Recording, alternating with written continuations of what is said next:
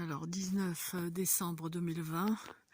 Alors c'est sûr que c'est un peu ennuyeux hein, de voir toutes ces vidéos filmées à 3 heures du matin où là j'ai dû sortir tellement la violence des brûlures au niveau de la fontanelle est violente.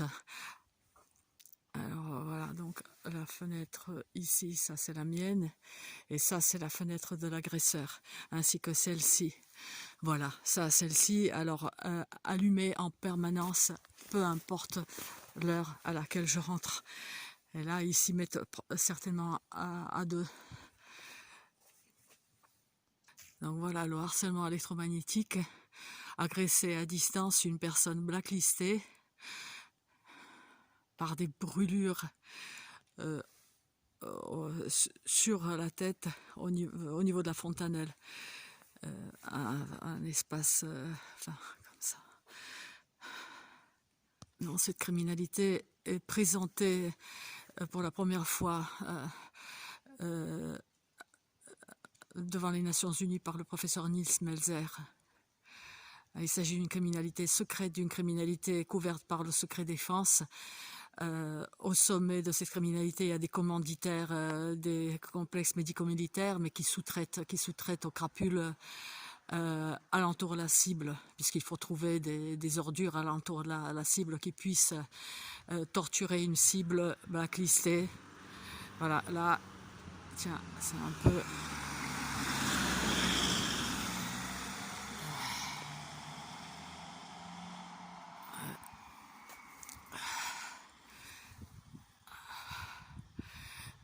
Voilà, la lumière est verdâtre au niveau donc de cette fenêtre. Bon, bien sûr, ça peut être des lumières, enfin, mais souvent la couleur verte signifie certaines agressions. C'est pas pour la première fois. Nombreux de ces crapules ont des métiers dits nobles.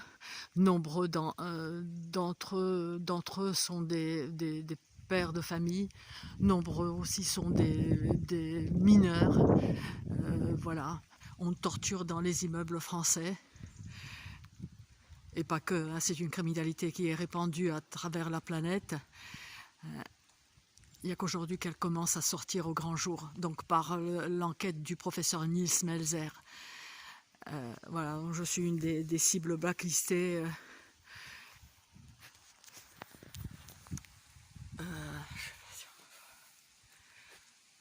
Agressée en impunité la plus totale. La plus totale.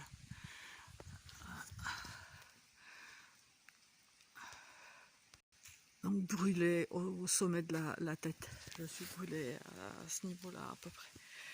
Voilà. Par des armes à énergie dirigées par des dispositifs d'attaque et de torture à distance.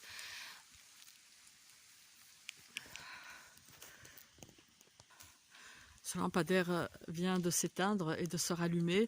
Ceci est possible à distance, c'est-à-dire les criminels qui sont aux manettes, soit dans cet immeuble, soit dans l'autre, peuvent l'allumer et l'éteindre. Hein, ceci est possible. On peut faire clignoter les ampoules, etc. On peut le faire facilement. Alors, il n'y a pas photo. Donc je me suis éloignée de l'immeuble et la douleur s'estompe. Donc les criminels sont bien... de toute façon, c'est cela. Je sais que c'est eux. Même si, bien évidemment, c'est une criminalité extrêmement difficile à prouver et surtout à les protéger. Ils le savent, mais votre tour viendra. C'est qu'une question de temps.